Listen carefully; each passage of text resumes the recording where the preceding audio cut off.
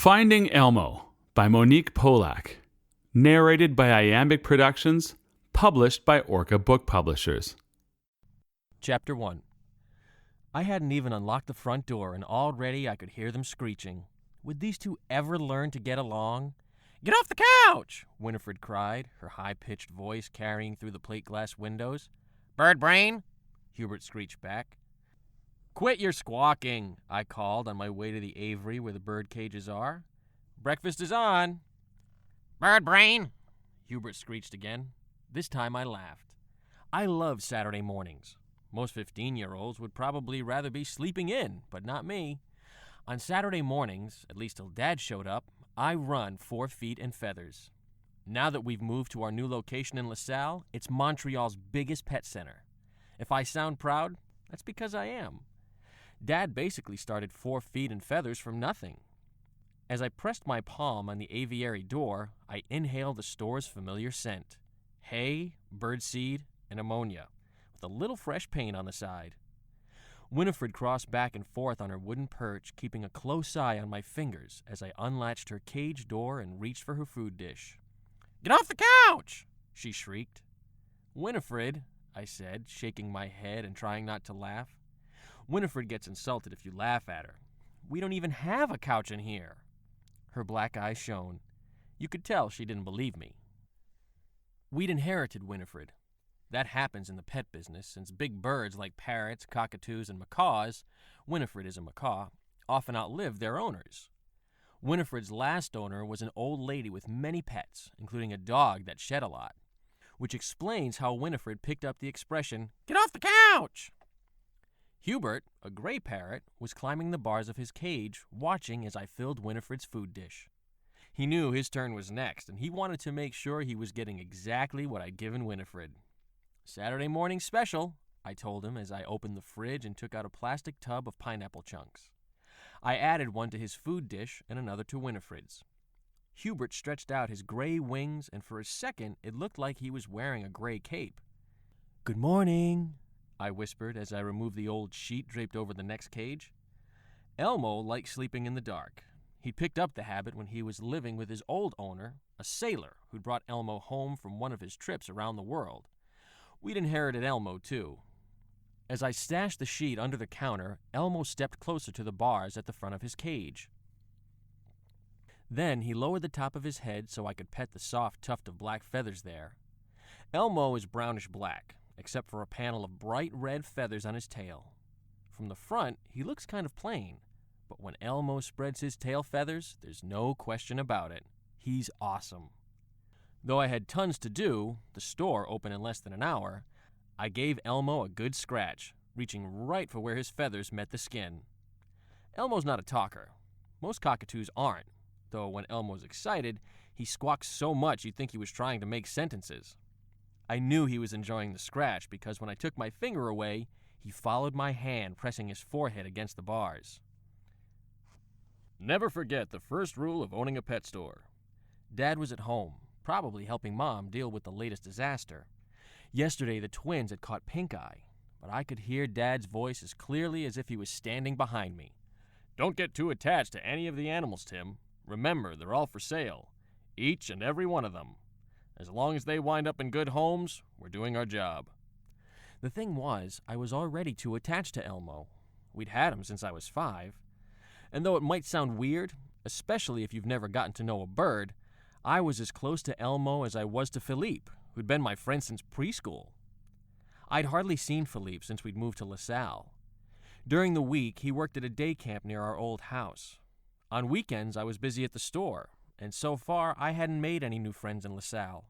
Mom and Dad said things would get easier for me once school started. I hoped they were right. Thank goodness I still had Elmo. I just hoped his hefty price tag, $2,000, would keep anyone from buying him. It takes longer to feed Elmo than the other birds because of the padlocks. Elmo's an escape artist. Opening latches and padlocks is his hobby, the way some people collect coins or play computer games. Elmo will spend weeks using his beak to play with a lock until he finally pries it open. Dad keeps adding more locks. Right now, there are 3 on Elmo's cage. A soft, warm body rubbed up against my shins as I closed the aviary door. I reached down to pet Ginger, the store cat. Someone had abandoned her at our old store. A marmalade cat, she'd spent most of her days in the front window, soaking up the sun in a giant cat condominium that was dotted with bits of her orange fur. "Hey, Ginger, I'll be back when I'm done with the turtles." Ginger purred. Animals are easy. All you have to do is feed them and pet them and clean their cages, and they'll be friends with you forever. Human beings are another story. Human beings are way more complicated. Chapter 2.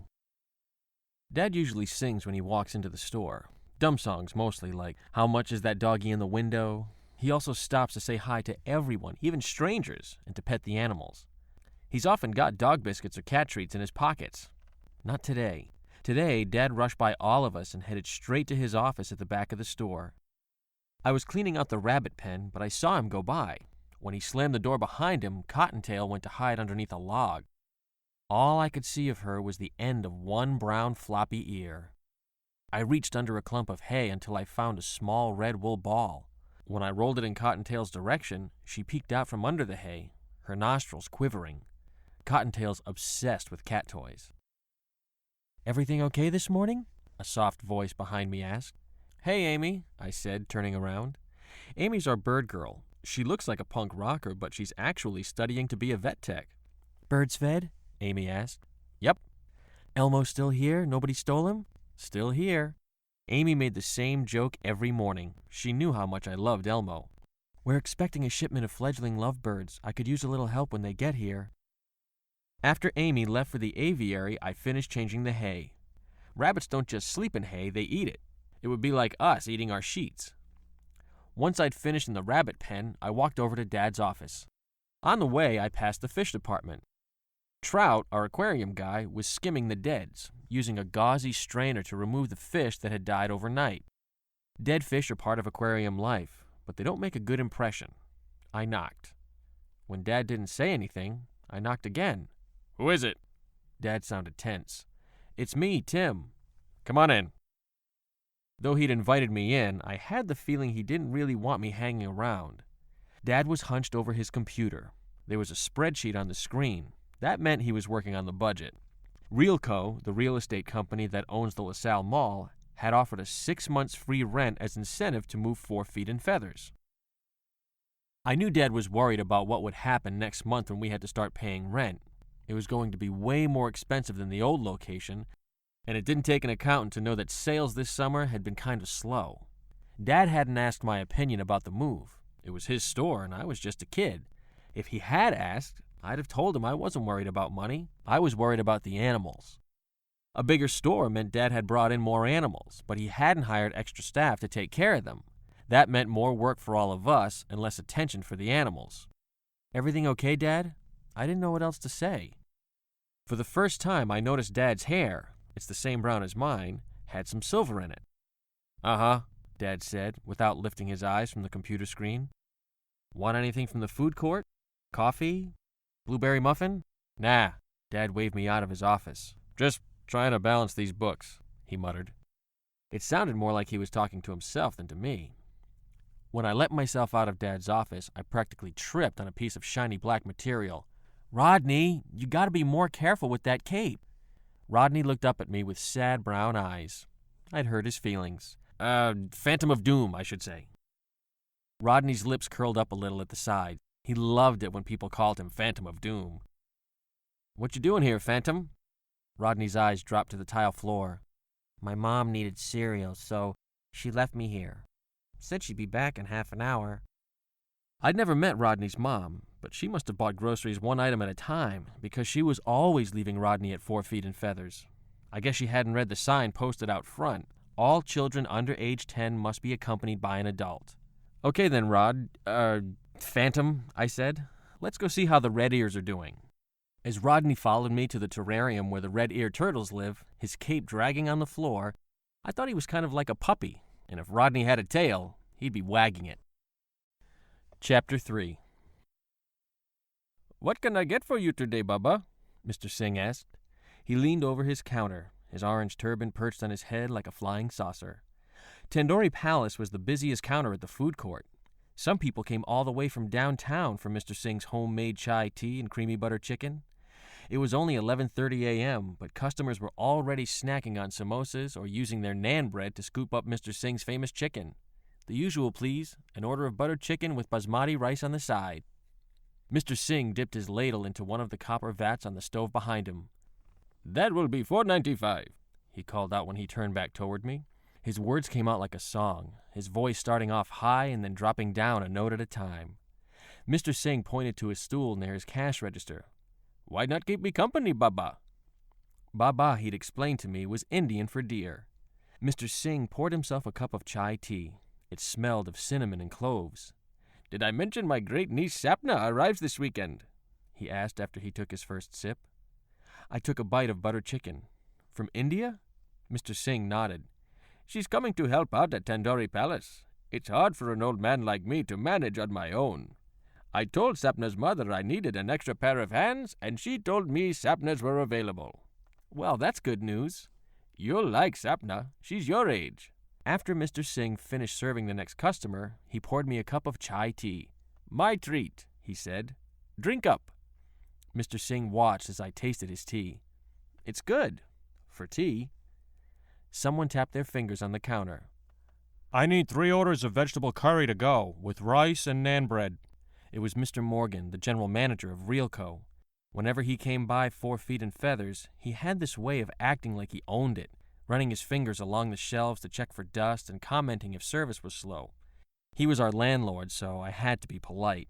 I put down my fork and said hello. Mr. Morgan was wearing a suit and tie, and his silver hair was so perfectly blow-dried it looked like a helmet. Even his fingernails were buffed and polished. If he were a dog, he'd have just come from the groomer. Mr. Morgan nodded. You could tell he didn't think I was important enough to remember. Mr. Singh was quiet as he packed the order in a paper bag and stapled it across the top. "Thank you, sir," he said when Mr. Morgan paid his bill. After Mr. Morgan left, Mr. Singh turned to stir one of his pots. "That man enjoys Indian food," I heard him say under his breath, "almost as much as he enjoys collecting the rent." Mr. Singh's next customers were a couple dressed in matching leather jackets, each carrying a motorcycle helmet. "Hey, you're the kid from the pet store, right?" the guy asked me. His hair, which was dyed green and yellow, reminded me of a parrot. Yup, he put his helmet on the counter and looked me up and down. "I need a guard dog to watch my Harley." "You better talk to my dad," I said. "He likes to interview everyone who buys a dog from 4 Feet and Feathers." "He interviews everyone who buys a dog?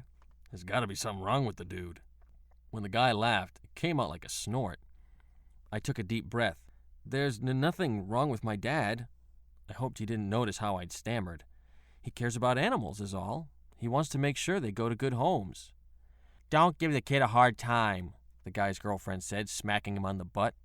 The guy snorted again. The girlfriend's eyebrows were pierced. "How'd your dad get into the pet business anyhow?" she asked. I couldn't tell if she was being nice or if she was really interested. The guy took the trays Mr. Singh handed him. It looked like they were planning to sit at the counter, too. I relaxed a little on my stool. The girl was still watching me, which made me think she really was interested in hearing about the store. Besides, if there is one story I like telling, this was it. "When my dad was a kid," I said, "he hung out at this pet store near his house.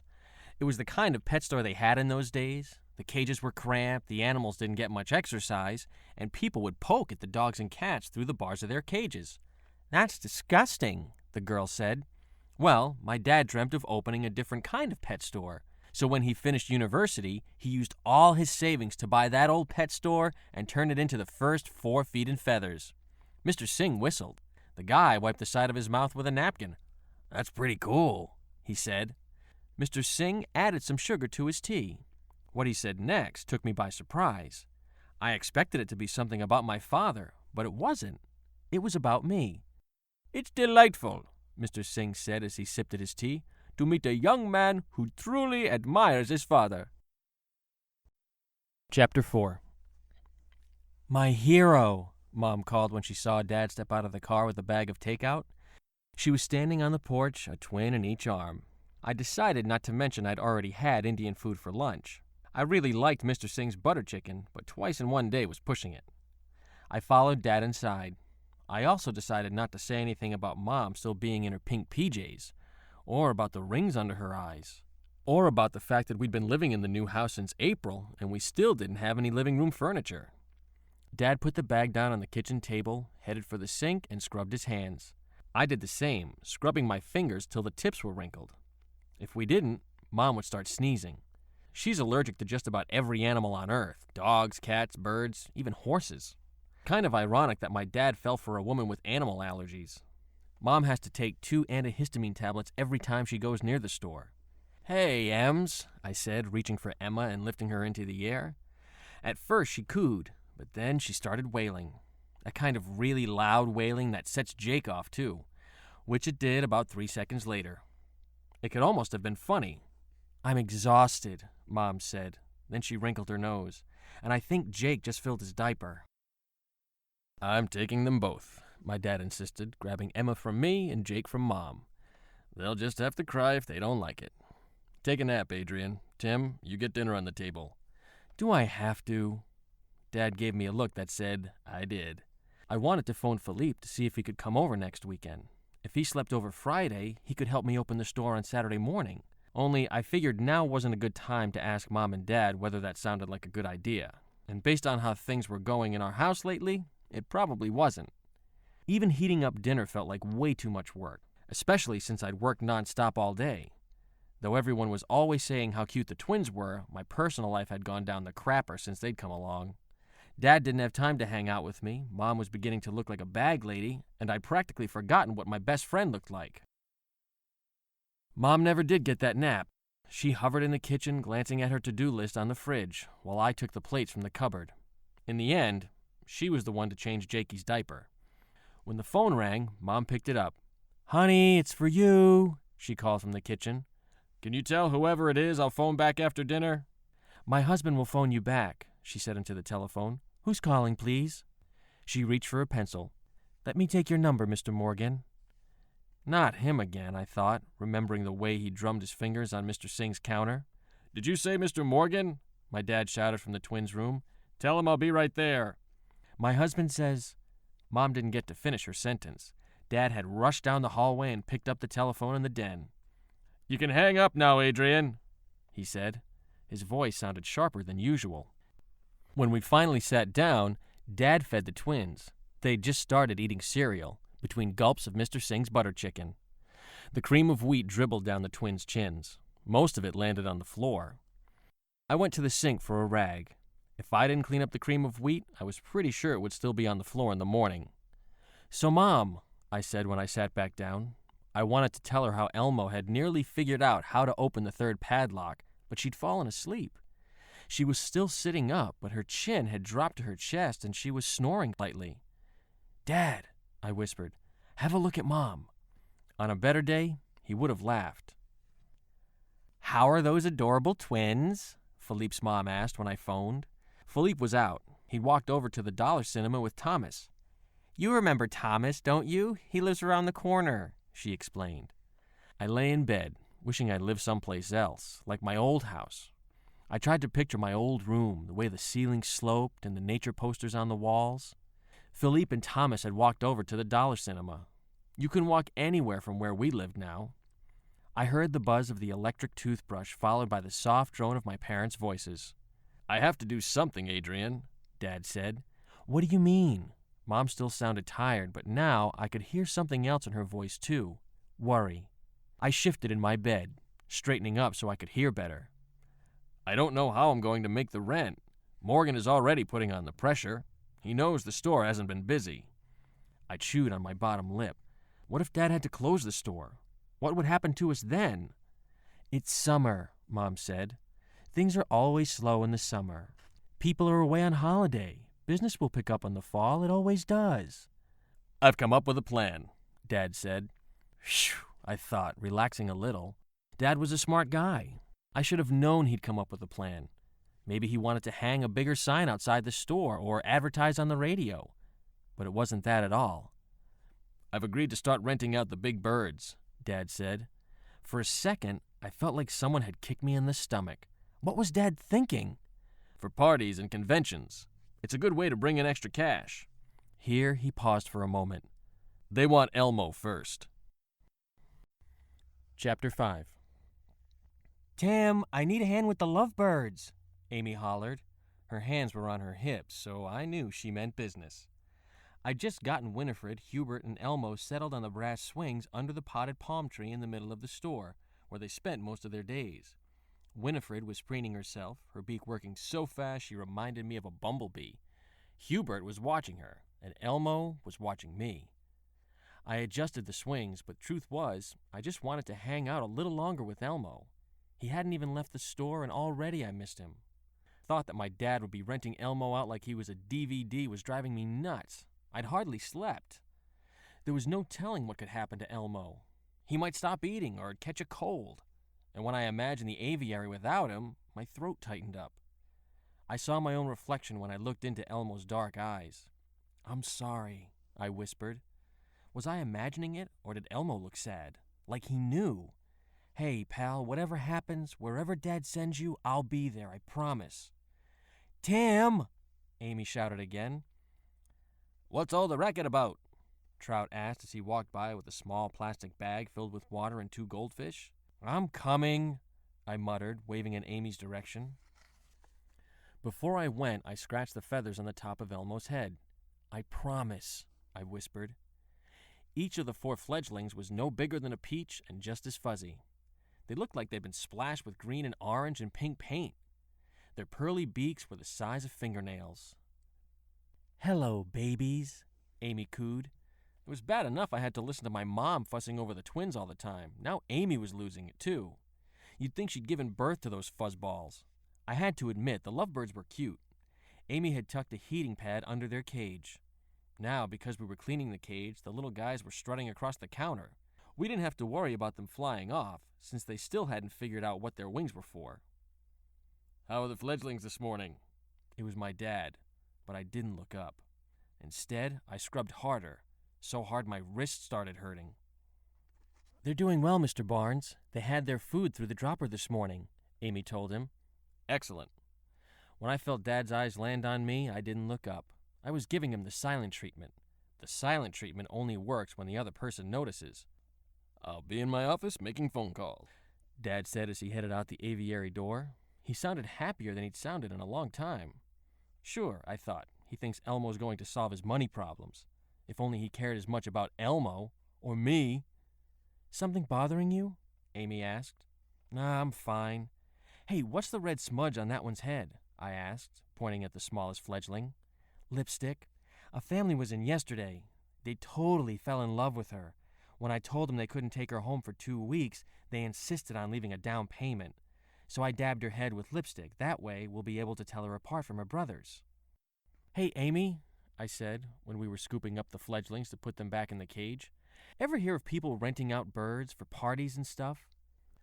I was holding one of the fledglings in my hands, and I could feel the thump-thump of his heart. "Nah," Amy said. "Never heard of it. Why do you want to know?" "No reason." The silent treatment hadn't worked. Keeping my feelings in wasn't working either. So, though I didn't have to pee, I headed for the bathroom at the back of the store. On the way, I stopped at my dad's office. The door was half open, but he wasn't there. "I think he went to the bathroom," Trout called out. He was feeding the fish. When I walked into the bathroom, my dad was checking out his shave in the mirror. I looked for feet inside the stalls. I didn't want anyone else to hear what I was about to say. "How could you?" I asked, looking up at my dad. When I heard my voice, I was surprised by how angry I sounded. I don't think I'd ever really gotten angry with my dad before. "How could I what?" I could tell Dad had no idea what I was talking about. That made me angrier. "How could you rent out—" I had trouble finishing the sentence. "How could you rent out Elmo?" It sounded like I'd spit out the words. "How do you know about that?" "I heard you tell Mom." "Since when did you start listening in on private conversations?" Dad's eyes flashed, and his whole face was red. I couldn't believe he was getting angry at me. He was twisting things. I wasn't the one who'd done something wrong. He was. I tried to stay calm. "I wasn't listening in. I just heard you talking is all." I was sure Dad would apologize for losing his temper and for his plan to rent out Elmo. I was sure he'd say it was all a big mistake and he'd changed his mind. But he didn't. Instead, he walked right past me and pressed his palm against the bathroom door so hard it made a smacking sound. "What makes you think I need some kid telling me how to run my business?" "I'm not telling you how to run your business. I just want to look after Elmo." The veins on Dad's hand looked purple and swollen. "Now you're telling me I don't know how to look after my animals? Is that what you're saying?" No, I stammered. "It's just that I'm worried." Dad dropped his eyes to the ground. "You don't know the first thing about worries," he muttered as he left the bathroom.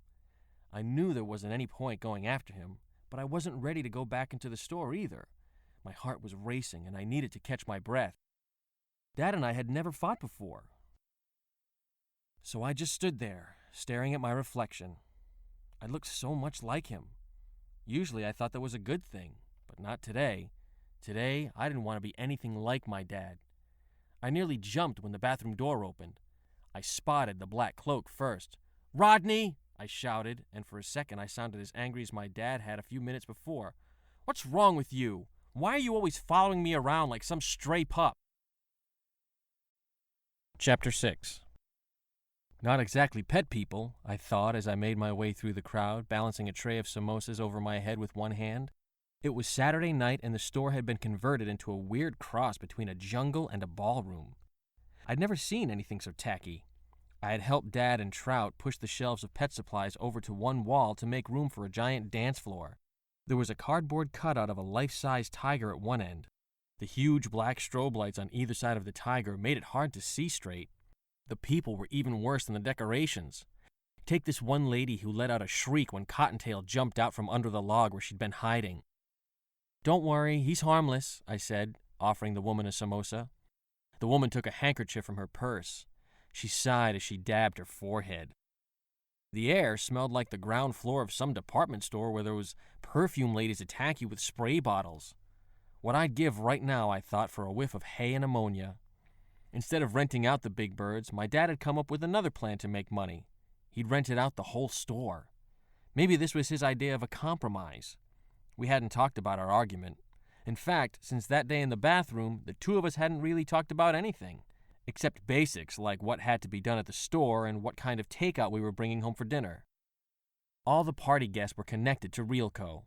In exchange for letting the company use the store for this party, Mr. Morgan had agreed to let my dad pay only half of next month's rent. Dad had gone along with Mr. Morgan's plan like an old dog being dragged out for a walk. "What else can I do?" I heard him tell Mom during one of the late-night conversations that I wasn't supposed to be listening to. "Soon I'm going to owe Realco so much money that guy can get me to do just about anything." Why couldn't Dad stand up to Mr. Morgan? I put my pillow over my head so I wouldn't have to hear anymore. Why couldn't Dad put the animals first the way he used to? So there I was, dressed in a penguin suit, a black tuxedo Dad had insisted on renting for me. I didn't even have a free hand to scratch my neck, which was itching something awful because of the starch collar. I felt like it wasn't just 4 feet and feathers that had been rented out for the night. I felt like I'd been rented too. Like I didn't belong to myself anymore. Mr. Singh, who'd been hired to cater the party, was racing back and forth between the food court and the store. "These fancy people can't get enough of my samosas," he said, handing me another tray of the crispy appetizers. "The ones on the left have meat, the rest are vegetarian." After the first round of appetizers was served, Mr. Singh gestured that I should follow him to the food court. His forehead was dotted with sweat. "Tim," he said, sounding more formal than usual, "there's someone I'd like you to meet." I knew right away he meant Sapna. He told me she'd arrived earlier in the week, but that she'd spent her first 2 days in Montreal getting over her jet lag. I expected to see her standing behind the counter, but she wasn't there, at least not at first. When she did pop up from behind the counter, cradling a copper pot in her arms, my first thought was that she didn't look anything like Mr. Singh. She had long dark hair that she wore in a braid down her back, and her eyes were like stars. "You must be Tim," she said. "I'm delighted to meet you. Great-uncle tells me that we have much in common. There are twins in my family, too. Mine are sisters. They have the same dark hair I do, only not so long, of course." When she talked, she moved her hands, and the gold bangles on her wrists jangled. "Nice to meet you," I said, reaching out to shake her hand. Her fingers felt small and warm. I didn't have to worry about what to say next, because Sapna seemed to be one of those people who never ran out of conversation. It was hard to feel shy around her. "It was a very long flight from New Delhi," she said. 15 hours if you include the stopover in Frankfurt. It's a good thing I arrived when I did, because I don't know how great Uncle would have managed without me tonight." Just then I heard the sound of someone snapping his fingers. It was Mr. Morgan. He tracked me down at the food court. "I need 2 glasses of white wine for some friends of mine on the double." I wanted to tell him not to order me around, but of course I couldn't. He ran Realco, and he wanted a kid in a penguin suit to serve wine to his snooty friends. "Look," I told Sapna, "I've got to go, but let's talk later." Then I headed back to the store and toward the bar. On the way, I spotted Elmo. He and Winifred and Hubert were perched on their swings under the palm tree. There were people milling around, gushing about the colors of the bird's feathers and coaxing them to talk. "Hello? Hello? Hello?" a bald-headed man kept repeating. He sounded like he was having trouble with his cell phone. When I caught his eye, Elmo stopped preening himself and lifted one wing. I nodded, and then, for a second, he shut his eyes the way he does when I pet him. "Need some help?" a familiar voice asked. What was Rodney doing here? "My mom, needed to get milk. When we saw 4 Feet and Feathers was open late." He was talking more quickly than usual. Was I making him nervous? Then I remembered how I'd given him a hard time the other day. He hadn't deserved it. "Slow down, Phantom, will ya?" Rodney cracked a little smile. "Hey, Tim," he said.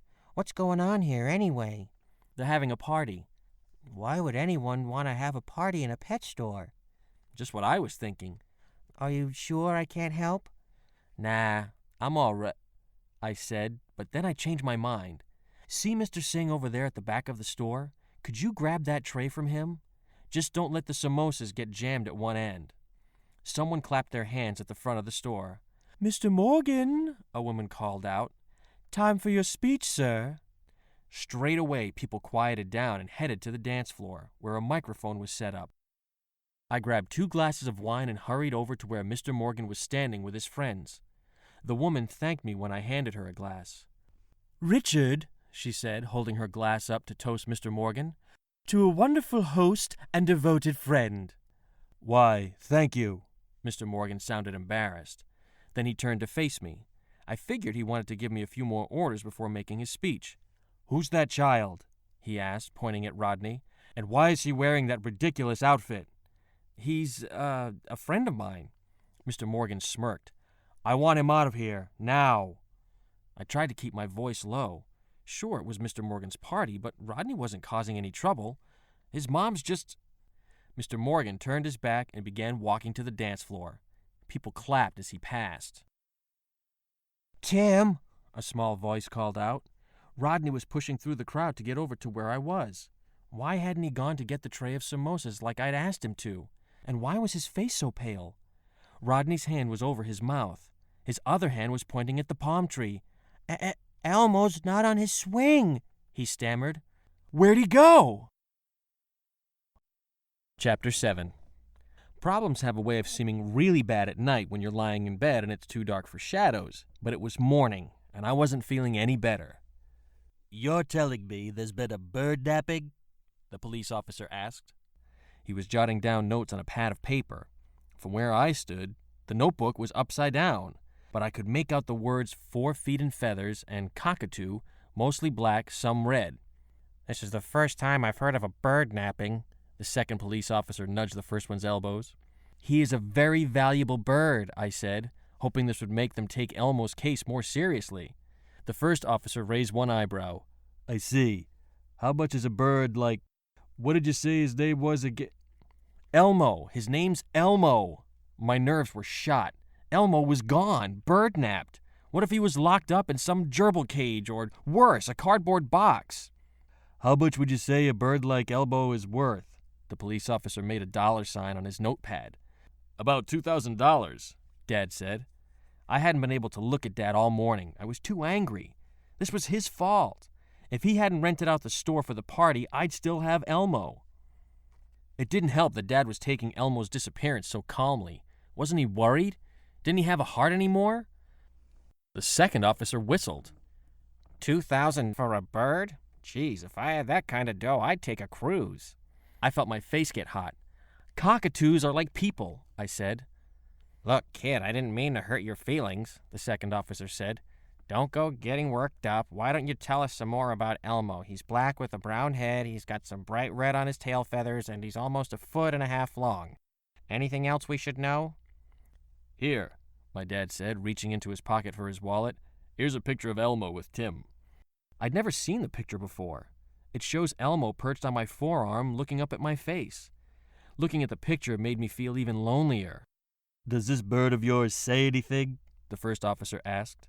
I shook my head. Nope, not a word. Cockatoos are smart, but they're not talkers. How much do those birds go for? The second officer asked, pointing in Winifred and Hubert's direction. They were back in the aviary, confined to their cages until Elmo was found. If only Winifred and Hubert could talk. Really talk, not just imitate what people say. Maybe then they could tell us what happened to Elmo. They're more expensive, Dad answered. They go for over $3,000 apiece. The first officer tapped his pen against the tip of his nose. Looks like whoever took your bird wasn't much of an expert, or he'd have gone for one of those parrots. Can either of you think of any suspects, anyone who'd want to steal your bird or cause trouble for the store? Nope, Dad said. Me neither, I added. The first officer turned to my dad. I suppose you contacted your insurance company. My dad dug his hands into his front pockets. Well, actually, I was hoping you guys would be able to help us get Elmo back. Things here have been a little slow. He hesitated for a moment. And I haven't kept up with the insurance payments. If I hadn't been so angry with my dad, I might have felt bad for him. Even I knew how important insurance was. If I were running the store, I'd never let the payment slide, no matter what. The two officers exchanged a look. We'll do what we can, the first one said, handing my dad a business card. But you haven't given us much to go on. Let us know if you come up with any suspects. Half-empty wine glasses had been left on the shelves, and paper napkins were scattered over the floor. But my dad didn't make me help with the cleanup. He must have realized I blamed him for Elmo's disappearance. Why don't you go for a walk, he suggested. See if you can find anyone who knows something about Elmo. It was the most he'd said to me since our argument in the bathroom. I felt a little better as I headed for the food court. If the police wouldn't do anything, well, then I'd start my own investigation. I heard Sapna's bracelets jingling before I saw her. Great-uncle told me about your bird. I'm so sorry for you, although I never had a bird myself. The police just left. I stopped to clear my throat. It was hard for me to talk about Elmo without getting emotional. They said they didn't have much to go on. Well, what are we going to do? I liked the way Sapna said we. I guess we look for clues, I said. Mr. Singh leaned over his counter. Any word on Elmo? He wiped his fingers on his apron, leaving behind thick orange streaks. Nothing yet, I told him, but everyone liked your food. When Mr. Singh smiled, the gold fillings in his mouth gleamed. I'm sorry I didn't get to taste the cake, Sapna said. My mother says I've always had a sweet tooth, even as an infant. I turned to look at her. What cake? The party cake. I was loading a platter with tandoori chicken when I noticed the cake delivery man. I offered my assistance, but he said he wasn't going far, that he was on his way to your store. I couldn't tell what sort of cake he was carrying because it was wrapped in white plastic. Personally, I like chocolate, but... Sapna, I said, choking on my words, there wasn't any cake at the party. Chapter 8. My dad was on the telephone.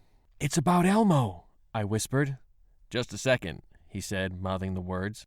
I shook my head no. I couldn't wait, not even for a second. Why didn't my dad understand how important this was? Sapna saw a cake delivery man walking into the store last night, only there wasn't any cake, I said without stopping for air. Sapna was next to me nodding. You've got to let the police know. I'll call one of them off the phone, he said, covering the receiver and waving us out of his office. I scanned the surface of my dad's desk. His ledger book was open. I saw the edge of a business card with the logo for the Montreal Urban Community Police on it, a crest with a blue cross peeping out from underneath it. I reached for the card and put it on top of the ledger book. Hey, my dad muttered, don't mess with my papers. I pretended I hadn't heard him. It was easier than getting into another fight, and right now I didn't have time to argue. Don't forget to call, I said. Mr. Singh spotted Sapna and me walking through the food court. He was sprinkling some spices into a pot. "Sapna," he called out, "I won't need your assistance until noon. Why don't you help this young man find his bird?" I sighed as we left the air-conditioned mall. I'd forgotten how hot and humid it was outside. "Can you remember what the cake delivery men looked like?" I asked Sapna when we reached the sidewalk at the edge of the parking lot. He was tall. Then again, next to me, everyone seems tall. I'm only 5'1". I'd noticed how if you asked Sapna a question, she told you a lot of stuff besides the answer. He was wearing a chef's hat, not especially becoming on such a tall person. We spotted the van at the same time. It was white with rusty spots over the tires and the words Bob's Bakery written on the side in curly letters. Next to the lettering was a cartoon of a dog wearing a chef's hat. The first thing we did was check the doors. All locked. Rats! We tried peeking inside, but we couldn't see through the tinted windows. There was more lettering next to the picture of the dog. "Dog gone good," I said, reading the words out loud. I wonder what Bob knows about birds that are gone. The address was on the side of the car, too. Bob's Bakery was out on Lakeshore Drive. "You said you like chocolate, right? How about donuts?" I asked Sapna. We don't get donuts in India, Sapna said. Other sweets, but not donuts. Have you ever tasted a gulab jamun? They're made with condensed milk. I'd bicycled to the mall, and so had Sapna. We'd even parked our bikes in the same rack. Only hers, Mr. Singh had borrowed it from a friend of a friend, looked like it came from the Middle Ages. It was rustier than Bob's van. We rode single file. I didn't have to turn around to check that Sapna was behind me. I could tell from the squeal of her brakes. A bell on the bakery door jingled when we walked in. The next thing we heard was high-pitched chirping. Sapna raised her eyebrows. "Cockatoos don't chirp," I told her. A brass cage hung behind the cash register. Inside, a yellow canary watched us from his perch. "So, you like birds?" a man's voice asked from the back of the store. He wore a chef's hat, but he wasn't tall. "Is that him?" I whispered to Sapna. Sapna shook her head no. I cleared my throat. "We, saw your van at the LaSalle Mall, and we wondered if—" I stopped myself. "We wondered if you stole my cockatoo." Of course I couldn't say that. "My van—" When he clapped his hands, a puff of flour drifted to the floor. "It's been missing since yesterday. I filed a police report, but when I phoned this morning, they said it still hadn't turned up. You sure it's mine?" Doggone good, Sapna said. The man grinned. "That's it, all right. Hey, did it look okay? Not too beaten up? The police figured some kids probably took it for a joyride." "It looked fine," I said, "except for all the rust." "So tell me something," he asked. "How come you two came all the way out here?" He looked at Sapna and me, and I knew he was sizing us up. "By the way, I'm Bob. How about something to eat? On me. After all, you two detectives found my van before the cops did." "We're looking for a cockatoo," I told Bob in between bites of my second donut. "He was bird-napped last night from my dad's pet store.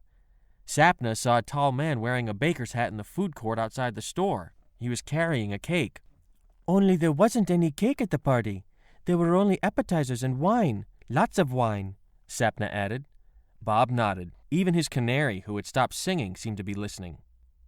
"I didn't have any cake deliveries last night," Bob said, "but the van was full of supplies, platters, a chef's hat, plastic." White plastic? Sapna asked. "Yep," Bob said. "Listen, how about the three of us head for the mall? You might want to have a look inside my van." That's just what we were thinking, Sapna said. "I'm no expert, but if you ask me, no kids have been in here." Bob was sitting in the driver's seat of the van, leaning forward to inspect the ashtray. No cigarette butts, no beer bottles. What about this plastic? Sapna pointed to the back seat where an industrial-sized roll of white plastic wrap was lodged in one corner. Bob reached for the roll. "Hard to say if anything's missing, but the chef's hat is gone. I always leave it right here," he said, patting the passenger seat. "People like it when you wear a chef's hat. Makes the cakes taste better." I crawled into the back of the van, scouring the worn gray carpeting. Nothing there but bits of dried icing and some loose change. Without meaning to, I sighed. "You mustn't give up, Tim. If you give up now, you might never find your bird," Sapna said. I didn't tell her she was making me feel worse. Why'd she have to talk about never finding Elmo? Instead, I dropped my eyes back to the ground. That's when I saw it, a piece of dark fluff on the floor behind the passenger seat. When I reached for it, I realized it was a feather, A long black feather with bright red speckles about an inch from its base. My heart thumped hard inside my chest. Sapna crouched behind me. "Is it Elmo's?" I picked up the feather and slid it between my fingers. I brought it to my nose, and for a second, I smelled pineapple. "It's gotta be," I said. Chapter 9. On TV and in mystery books, kidnappers send ransom notes.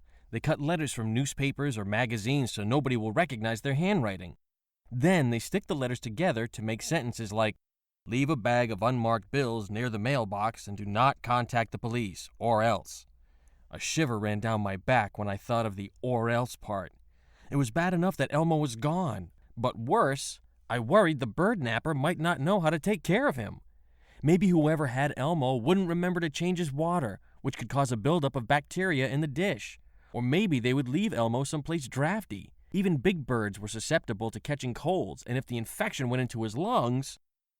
It had been 2.5 days since Elmo's disappearance, and every time I walked into the store, I asked whether there'd been any unusual phone calls or letters. The answer was always no. But then this was real life, not TV. Keeping busy helped. When I was cleaning out the dog run, shoveling the poop, then scrubbing the floor with disinfectant, I was too busy to think about Elmo. Even rearranging the How to Care for Your Pets books helped. But as soon as I stopped shoveling or scrubbing or rearranging, I started worrying all over again. The hardest part was walking through the aviary past Elmo's empty cage. Amy had covered it with the sheet, and I kept wanting to uncover it. It didn't make any sense, but I kept hoping I'd find Elmo inside, preening himself or rubbing up against the bars. Even Winifred and Hubert seemed depressed. They were in their cages ignoring each other. It was like they'd called a truce until Elmo was back. "I know exactly how you feel," I told Winifred as I changed the paper at the bottom of her cage. Hanging out with Winifred and Hubert reminded me of something one of the police officers had said. "Whoever took your bird wasn't much of an expert, or he'd have gone for one of those parrots." At the time, I hadn't bothered explaining that Winifred was a macaw, not a parrot. Thinking about the police officer's words got me wondering about the bird napper. Why had they taken Elmo anyhow? There was no ransom note, so maybe the bird napper wasn't after money. Which was good because I had a feeling my dad didn't have any unmarked bills to spare. The police officer was right. An expert would have gone for Winifred or Hugo instead. Unless there was something about Elmo we didn't know. Why hadn't I thought of that before? Dad was out for the afternoon tied up in a meeting at the bank, so his office was empty. I was in such a rush to get to the back of the store that I didn't notice passing anything on the way. Not the turtles or the palm tree or the fish tanks. I heard the quiet hum of Dad's computer. I went straight to Google. I started by typing in 2 simple words, cockatoo and black. I got nearly 946,000 hits. Wow, I thought, as I scanned the first page of websites that popped up. Most of the sites had been set up by pet owners, people wanting to show off pictures of their birds and hoping to chat online with other black cockatoo owners. The 4th entry caught my eye. Glossy black cockatoo. Elmo's feathers were glossy, all right. I thought about the one in my front pocket. I'd examined it 1,000 times since I'd found it inside Bob's van. But this time, I didn't reach for the feather. I wanted to keep reading. My eyes raced across the screen, moving faster than my brain. The glossy black cockatoo is native to Kangaroo Island in South Australia, I read aloud. Cool name for an island. For a second, I pictured Elmo flying across a cloudless sky, a couple of kangaroos on the ground, watching as he passed overhead. My eyes pressed forward. In danger of extinction, the glossy black cockatoo is considered priceless. Priceless? How could Elmo be priceless? We'd inherited him from that old sailor, the one who brought Elmo back from one of his trips. Then again, maybe the sailor hadn't known either. I clicked on the website. What I saw next nearly made me hyperventilate. It was a photograph of a bird. Glossy black feathers with bright red on his tail panels. But it was the eyes that got to me. Brown eyes rimmed with pink. Eyes that looked right into you. The picture looked exactly like Elmo. Chapter 10. I was starting to feel like a human yo-yo. One minute I was up, like when I discovered Elmo was actually a glossy black cockatoo. The next I was down, way down, like when I phoned the police station. "I'll have to take a message," a woman with a bored-sounding voice said when I asked for Officer Ledoux. "It's about my bird." "Your bird?" I sighed. "Yes, ma'am, my bird, Elmo. He was kidnapped, bird-napped, and I want Officer Ledoux to know it turns out Elmo's really valuable. Priceless, even. Your number, please, the woman said, cutting me off. I gave her the number. He's working on a high-priority case. I could hear her tapping a keyboard in the background. But I'll pass on your message. Something told me Elmo wasn't exactly on Officer Ledoux's high-priority list. Where'd Sapna go? I asked Mr. Singh as I pulled out a stool in front of his counter. Mr. Singh was using a mortar and pestle to grind spices, so the air smelled sweet and sharp at the same time. Sapna has gone to Dollar City for styrofoam plates, Mr. Singh explained. She insists they're bad for the environment, but the two of us can't keep up with the dishes, especially on weekends. He put the pestle down on the counter and shook out his wrist. Ever thought of an electric spice grinder? I asked. Or a dishwasher? Bah, he said. I guess that meant no. I felt Mr. Singh's eyes on my face. Any news on your bird? He asked. At least someone wanted to know the latest developments in Elmo's case. It turns out Elmo's really valuable. Priceless, in fact. I found out when I was surfing the net. Are you sure? Mr. Singh asked. Look at this, I told him, reaching into my back pocket for the printout of the glossy black cockatoo website. Mr. Singh whistled. Why then, he said, speaking more quickly than usual, that would explain why a bird napper would want Elmo. I was starting to feel up again, until Mr. Singh asked, So what are you going to do next?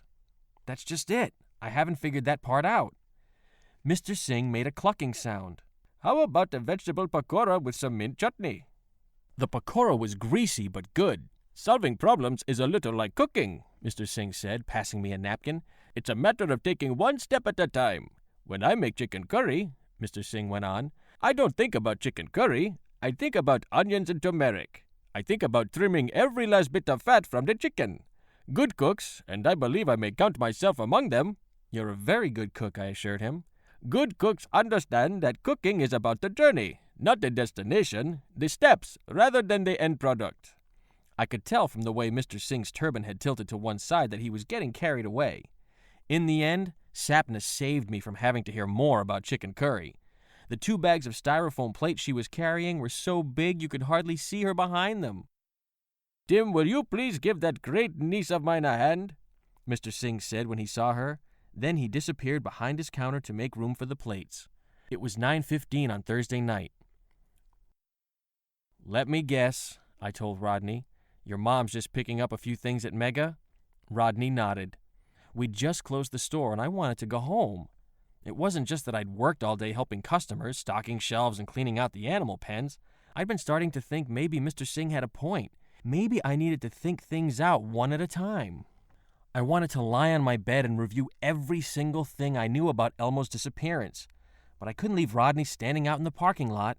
I checked my watch. Did she say what time she'd be back? I tried not to sound impatient. You don't have to wait. Rodney reached under his Phantom of Doom cape so he could tuck his hands into his pockets. I don't mind, I lied. My mom's always forgetting something. Cereal, bananas. All that was left of the sun was an orangey-purple crescent. Soon it would be completely dark. I hoped Rodney's mom would turn up soon. She should have known better than to drop him off so late. Sometimes parents didn't act like parents. I thought of my mom in her PJs and my dad giving in to Mr. Morgan. You never talk about your dad, I said to Rodney. Rodney hunched his shoulders under the cape. I've never met him, he said in a small voice. Look, I stammered. Sorry for mentioning it. They broke up before I got born. Mom says he loved animals, dogs especially. I guess that's where you got it from. Got what? You know, your way with animals. Rodney grinned. You think I have a way with animals? I'm sure of it. For a few seconds, neither of us said anything. I watched Rodney shuffle from one foot to the other, and I realized I wasn't the only one who had troubles. You think Elmo will ever come back? He asked at last. I made a gulping sound. I wanted to say I was sure of that too, but I couldn't. I gulped again. I hope so, Phantom. I sure hope so. Rodney was already focused on something else. When's that building going to be ready? He asked, pointing to an office tower Realco was putting up next to the mall. The frame was up, but only the first 3 floors looked finished. The metal scaffolding outside the building gleamed, reflecting the sun's last few rays. Not till fall. Then how come there are lights up there? See? There aren't any lights up there, I said without looking up. Rodney kept pointing. I followed his hand. There were lights on. They were coming from the second floor. How could that be? I got to thinking, to reviewing all the pieces. The bakery van was abandoned in the mall parking lot. Elmo, or someone who'd been with him, must have been in the van at some point, or I wouldn't have found the feather. But maybe the bird napper hadn't taken Elmo to the other end of town or the other end of the planet. Maybe Elmo was a lot closer than that. A beat-up Volkswagen pulled up and honked. Rodney's mom leaned across the passenger side and rolled down the window. Her frizzy hair reminded me of a dandelion. "You must be Tim," she called out in a high voice. "Thanks for looking after Rodney." As I unlocked my bike, I took another look at the lights on the second floor of the office building. Somebody was definitely up there, and I had to do some more thinking. Chapter 11. How about a ride to work today? My dad's face was hidden behind the Gazette business section. "Nah," I said as I popped a piece of bread into the toaster. "I'll take my bike. I've got stuff to do on the way." My dad didn't ask what stuff. Remember, he said, no biking after dark. We were worried last night. He'd put the newspaper down next to his plate, but I could tell he was still reading. I had the feeling I was supposed to apologize for worrying them, but I didn't feel like it. Dad still hadn't apologized to me. As I spread raspberry jam on my toast, I started feeling guilty for making my parents worry. They had a lot on their minds lately. "Sorry," I muttered under my breath. Dad nodded. When my mom came in, her index finger was pressed up against her lips, which meant we were talking too loud. My dad looked away from the newspaper. Are they still sleeping? He whispered. Both of them? Mom collapsed into the nearest chair. "Both of them," she said with a sigh. I didn't think it was worth pointing out the dried baby spit on the collar of her housecoat. She reached for the coffee pot. Dad blocked her hand. Maybe you should go back to bed, Adrian. "Don't be ridiculous," my mom said, pouring herself a cup of coffee. "I've got too much to do." She took the lid off the sugar bowl. "Shoot, no more sugar." You don't have to call me ridiculous, said Dad. "You don't have to be so sensitive," Mom snapped back. I watched them glare at each other. Things were getting worse and worse at our house. I tried to calculate how many years till I could move out. 7, maybe 8. I wasn't sure I could wait that long. We should think about getting a housekeeper, even for 1 or 2 days a week, Dad said. Mom winced as she gulped her coffee. You could tell she didn't like the taste of it without sugar. "Not until we can afford it." It was only when I was biking along the lakeshore that I realized Mom and Dad hadn't even mentioned Elmo or asked how the search was going. I expected Sapna, but not Rodney. They were sitting on a bench outside the mall. I'd phoned Sapna when I got home the night before to tell her I needed her help again. "I like feeling useful," she told me. "That's how I feel when I help my great-uncle. That poor man works too hard, especially for someone his age." "Hey, Phantom, what you doing here so early?" I asked Rodney. "Don't tell me your mom's already out of groceries." "She had an appointment," Rodney said. "Appointment," Sapna corrected him. "Whatever," I told him. "Look, I need to fill you two in on the plan. I'm headed up there," I said, raising my eyes to the second floor of the office building. Sapna frowned. "The building's not complete. There'll be no one there but construction workers. Why would they have your bird?" "Rodney noticed lights up there last night." Rodney's chest puffed up like a sparrow's. "What do you want us to do?" he asked. "Just keep an eye out, in case." "In case what?" Rodney wanted to know. "In case, something happens, or I take too long."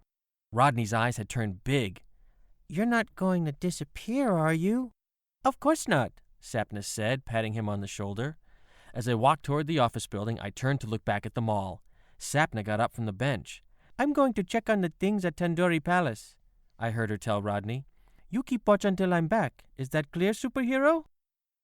There weren't any workers on the scaffolding, but once I got inside the building, I heard hammering coming from upstairs. The air smelled like white glue. The ground floor had walls, but there was a gaping hole where the elevator was going to be. I looked around, past piles of 2x4s and bags of cement, until I spotted a stairwell. I stood still when the hammering stopped. When it started up again, I made a run for the stairwell.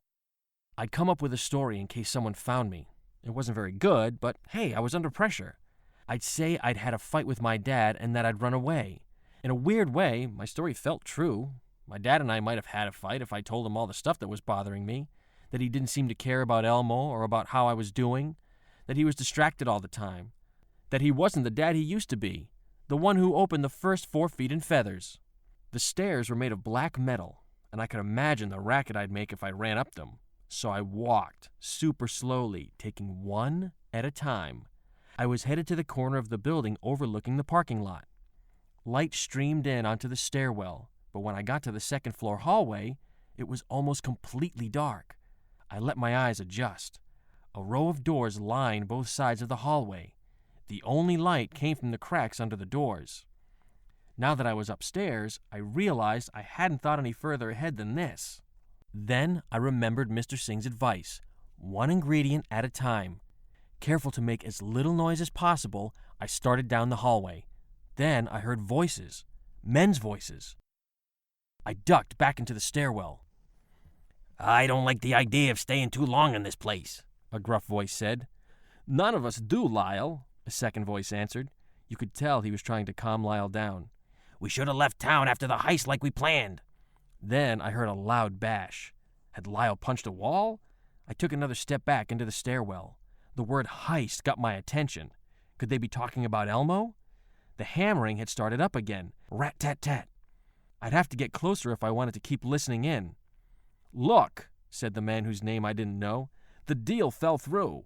When Boss phoned yesterday, he said he'd have news soon. Said he thought we'd be out of here by the end of the week on a plane to..." The hammering got louder. I hadn't heard where they were going or what the heist was all about. For a second, I saw myself the way someone like Lyle might see me if he found me here. Some kid crouched in the corner of a hallway listening in on someone else's conversation. I shivered. The hammering stopped, and with it, the conversation. But then I heard more noise from behind the door. They turned on a TV, and I could hear the laugh track from some sitcom. But there was another noise, too, a faint noise I could just make out. Squawking. My throat felt tight, like I was wearing a shirt buttoned up too high. It sounded like Elmo's squawk, only weaker, wheezier, sadder. Part of me wanted to barge in right then, but then I remembered Mr. Singh's advice and the way Lyle had punched the wall. One step at a time, I told myself. The men were talking again. "The bird's still squawking. That's a good sign at least," the second guy said. "It's a wonder," said Lyle, "considering he hasn't had a thing to eat since we took him." I tried to swallow, but it felt like something was stuck in my throat. Did I hear right? Elmo hadn't had a thing to eat since they'd taken him nearly 4 days ago? Didn't they know a bird Elmo's size could die if he went without food for that long? Chapter 12. I had to find a way inside. I thought about knocking and telling them I was selling chocolate bars for school, but I didn't have chocolate bars and school had been over since June. Then I got the idea of trying to break in through the room next door. If I could get in there, I might be able to climb onto the scaffolding and reach Elmo. When I tried the handle, it opened, just like that. There wasn't much to see inside, bare walls and a concrete floor that felt cold, even through my sneakers. My eyes went straight to the back window and the scaffolding outside. I was crossing the room when I overheard the bird nappers again. I tiptoed to the common wall to hear better. "Boss told us not to leave the bird alone," the guy whose name I didn't know was saying. "Boss this, boss that. You sound like a friggin' parrot. I say we've been cooped up here long enough. Time to spread our wings. Besides, I've had it with leftover pizza." Lyle made a belching sound. "What about the bird?" the other guy asked. "The doors don't lock. Maybe I should stay here." My breathing quickened. If they left, I might be able to get Elmo, and I might not have to climb onto the scaffolding. "What do you think the bird's gonna do? Fly home? Bird's in a cage, you doofus." I heard Lyle slap his thigh. All right. Remember that vegetable curry Boss brought us? It came from this Indian joint in the food court next door. Little guy there is supposed to make a mean butter chicken. How's that sound?" Lyle belched again. I figured that meant yes. Way to go, Mr. Singh, I thought as I crouched by the door, waiting for the two thugs to leave. When I heard the door close behind them, I made myself count to 200, slowly. What if they heard me from downstairs? What if one of them had forgotten something? Once I reached 200, I headed next door, still keeping very quiet. I'd heard more hammering, and I didn't need the workers getting suspicious. This room was bigger than the one I'd been in. They were using the back seat of a car for a couch. A half-empty pizza box lay open on the floor. But I was more interested in the hallway at the back. It had to lead to another room, and I was pretty sure Elmo was there. "Elmo!" I whispered. "I'm coming!" I heard a faint rustling of feathers. The pressure I'd been feeling on my chest lifted. My heart felt lighter. I spotted him the second I walked into the room. He was slumped on a balsa branch in a cage about half the size of the one he had at the store. The cage was padlocked, which meant Elmo must have figured out how to undo the latch. Smart boy. When he saw me, he opened his beak, but no sound came out. Then, slowly, as if it took every ounce of energy he had, he hopped down from his perch and pressed his brown head against the bars. "Atta boy," I said as I poked my finger through the bars and stroked the top of his head. His feathers were dull and tufty-looking, and the bottom of his cage was covered with wispy brown and black feathers. Elmo was molting, which wasn't supposed to happen until the weather changed at the end of summer. I checked my watch. 3 minutes had already gone by. I figured I had about 20 more till the bird nappers came back. I could leave straight away taking Elmo with me, or I could try to feed him. Just then Elmo opened his beak again. His tongue, usually a pale pink, was gray. He had to eat something. On a table near the cage, I spotted a key and a plate of pineapple chunks, but pineapple would be too heavy on Elmo's stomach. I used the key to open the padlock, and then I unlatched the cage and reached in for the water bowl. I dipped one finger into the water, and then I brought it up to Elmo's beak. His eyes were dull, listless. "Come on, boy," I urged him. Just when I was sure he wouldn't have any water, he opened his beak. His throat jiggled as he swallowed the first drop. When I ran my fingers down Elmo's spine, I felt bones. I took some seeds from the seed dish, dipped them in water, and cupped them in my palm. Elmo pecked at the wet seeds. "Atta boy." It was time to get him out of there. There was no sense taking the cage. I pressed my forearm in front of his belly so he could hop on. "We're going home," I told Elmo. Just as he landed on my forearm, I heard a clattering sound. I thought it was coming from the scaffolding. Was it the workers? I was about to make a run for it when I realized the noise was coming from the hallway. Someone had dropped something, and now whoever it was coming into the office. I had to move quickly. I put Elmo back on the balsa branch and locked the cage. Then I put the key back exactly where it had been. My heart thumped so hard I felt it in my throat. I walked back toward the window. "Where are those two blockheads?" someone asked from the front room. Why did the voice sound familiar? It took me 5 steps to reach the window. I know because I counted them. A warm breeze blew up against my back. If I hoisted myself up in time, I could hide on the scaffolding. "Lyle!" I heard the voice bark as I stepped out onto the scaffolding. I could tell the guy was on his cell phone. "I told you two not to leave the bird alone, not for a second," he continued. For a few seconds I couldn't hear anything. Lyle must have been coming up with some excuse. But then the barking started up again. "Just get yourselves back up here," the voice said. Even after he snapped his cell phone shut, the guy kept grumbling. "Curse that bloody Barnes for refusing to sell us the cockatoo," he said, "especially after all the money we offered him." I nearly gasped. Why wouldn't Dad sell Elmo? Wasn't he always saying all the animals in the store were for sale? And with money so tight, I'd have figured. That's when I placed the voice. No wonder it seemed familiar. It was Mr. Morgan. Chapter 13. I peered down between the metal bars to the pavement. I wasn't up that high, but I felt woozy when I looked down. Who'd have guessed Mr. Morgan was a bird napper? Wait till Dad found out. I still couldn't believe he'd refused to sell Elmo. It was because of me, of course. He knew how much Elmo meant to me. Maybe I'd been too hard on Dad. Maybe he hadn't changed as much as I thought.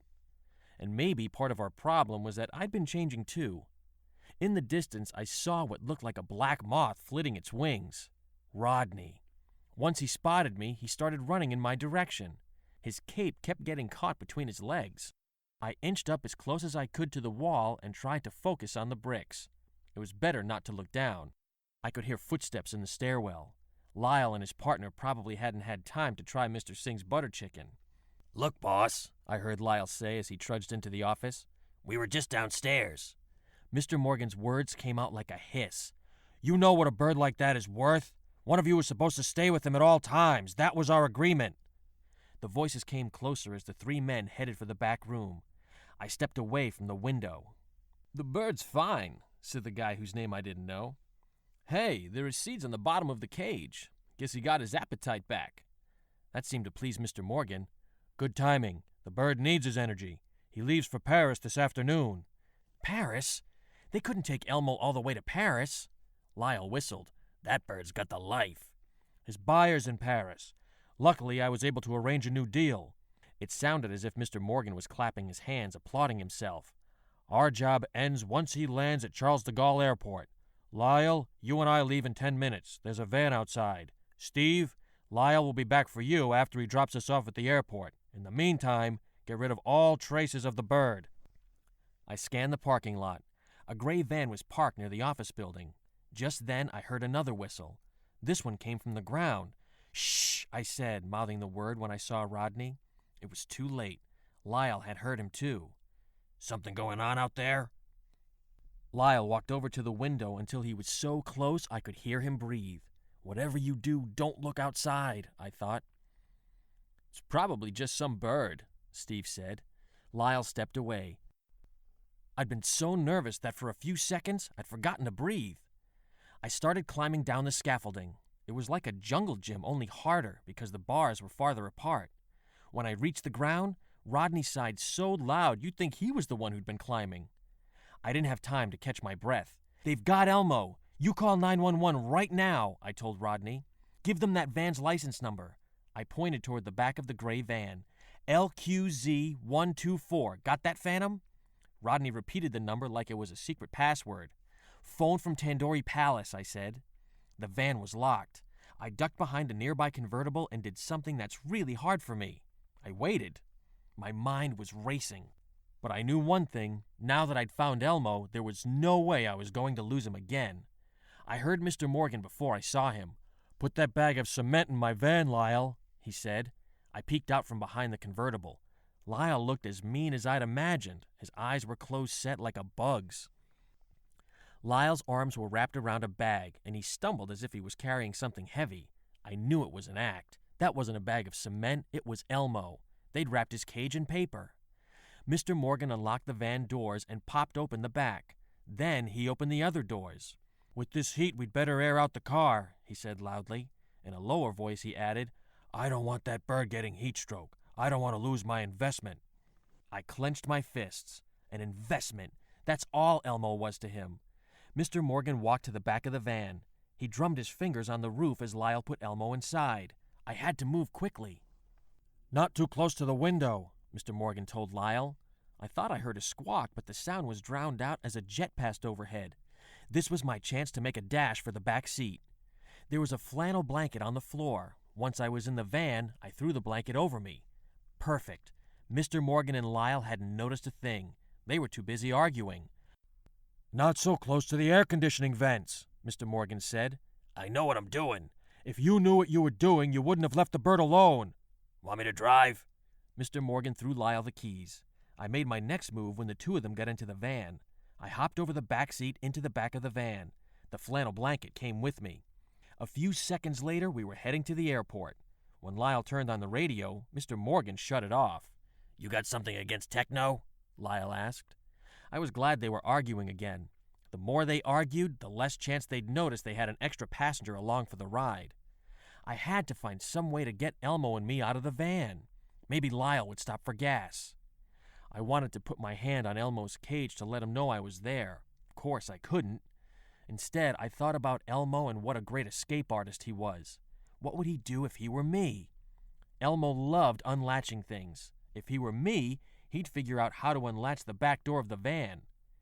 We were still on the side streets leading to the highway. If I wanted to escape with Elmo, I had to do it soon. I wriggled over to the back door. Lyle and Mr. Morgan had begun arguing about money. "If you cut a new deal," Lyle said, "Steve and I should get more too." I reached for the inside handle and unlocked the back door of the van. Then I wedged a corner of the blanket under the door. Now all I had to do was wait for the right moment. "We had an agreement," Mr. Morgan told Lyle. There was just enough blanket to cover me. I positioned one leg so when the timing was right, I could kick open the back door. We were nearly at the ramp for the highway. I reached for Elmo's cage, keeping my arms under the blanket. When Elmo squawked, I froze. I didn't want to imagine what Mr. Morgan and Lyle would do if they found me in the van. I felt Mr. Morgan turn his head. "What's going on back there?" "We haven't finished discussing money," Lyle said, hitting the brakes. The van screeched to a stop. "Are you trying to get us killed?" I thought this had to be the last stoplight before the highway. I bent my knee in toward my chest, and then I stretched out and kicked open the back door. I grabbed Elmo's cage. There were cars everywhere, but what I remember noticing most was the blue sky and the sound of a police siren behind us. Chapter 14. "Now this is my kind of party," Mr. Singh said as he whizzed by with a tray of samosas. Sapna was there too, dressed in a shiny green sari. She'd come all the way from New Delhi to spend Christmas in Montreal. "I wouldn't miss this party for anything," she'd said when Mr. Singh and I met her at the airport. "It's not every day 4 Feet and Feathers celebrates its first anniversary. Did I mention my parents have been married for nearly 20 years, and they're planning a celebration too?" We'd stayed in touch by email. I'd even sent Sapna a message from an internet cafe on Kangaroo Island. I'd spent a week there in October with my dad and Elmo on an all-expenses-paid trip courtesy of the Australian government. The people from the Kangaroo Island Conservation Society had wanted to buy Elmo, but my dad said no way. Instead, we'd come up with another plan. In the spring, a representative from the Conservation Society was coming to Montreal with a female glossy black cockatoo, and we were going to try and breed her with Elmo. If that didn't work, I might have to think about letting Elmo move to Australia permanently. But for now, I wasn't going to worry about that. This was a much simpler party than the one we hosted the night Elmo disappeared. Money was still tight, and I was trying to help my dad cut back on expenses. We'd even begun looking over the accounts together on Saturday afternoons. All we needed to rent for tonight were coat racks and a microphone. The coat racks were at the front of the store, loaded with parkas. Colorful woolen hats and scarves dangled from the pockets. Even the canaries seemed to know there was a party going on. They were trilling their hearts out for the occasion. "We wouldn't have had better music if we'd hired a band," Amy said. "I just hope the fish don't get all worked up," Trout said, reaching for a samosa. My dad adjusted the microphone we'd set up under the palm tree. Mom, she'd taken a double dose of antihistamines, had Jake in her arms. Emma, who'd just learned to walk, was on the floor leaning against Mom's leg. Dad cleared his throat. I'm not much good at making speeches, but I've got a couple things I need to say. First off, I want to thank you all. He lifted his eyes to the crowd. You've been loyal friends and customers. I even recognize some of you from our first 4 Feet and Feathers location. To be honest, I wasn't sure we'd make it when we moved to LaSalle. But here we are, a year later. People clapped, but Dad kept talking. I need to thank the folks at Realco, at least most of them. Here there was some nervous laughter, probably from people who'd heard about Mr. Morgan's arrest. Lyle and Steve had been arrested too, along with one of the construction workers who'd been paid off not to say anything about Elmo. Of course, I need to thank my wife for her love and support and for looking after our kids. People strained to look at the twins and me. The person I need to thank most is my son, Tim. My face felt hot, but I tried to smile. I felt embarrassed and proud at the same time. Parents are supposed to teach kids stuff, but I've learned a whole lot from Tim. I guess you know Tim's a hero. Together with a couple of friends, why don't the three of you come up here? Tim, Rodney, Sapna? Tim foiled an international bird smuggling ring. People reached out to pat my back as I made my way through the crowd. They chuckled when they saw Rodney. He'd grown a couple inches, so his cape didn't trail on the ground the way it did during the summer. My dad put his arm around my shoulders. Tim, he said, talking into the microphone so everyone else would hear, somewhere along the road I got lost. I got so worried about money, I forgot why I got into the pet business in the first place. You made me remember that it's not about ledger books and profits. It's about letting animals into your heart, the way you did with Elmo. "Thanks, Dad," I said when the clapping died down. Sapna nudged me. "Aren't you going to make a speech?" she whispered. Sure," I said, feeling my face get hot all over again. I lowered the microphone. "Thanks to all of you for being here tonight and supporting the store. Dad," I raised my eyes to meet his. "You're the one who found a way to keep 4 Feet and Feathers going when things got rough. You made me see how ledger books and profits matter too. And I want to say that whatever I know about taking care of animals, I learned from you. Now, there's someone I'd like you all to meet. I looked out across the room for Amy. She was leaving the aviary with Elmo on her arm.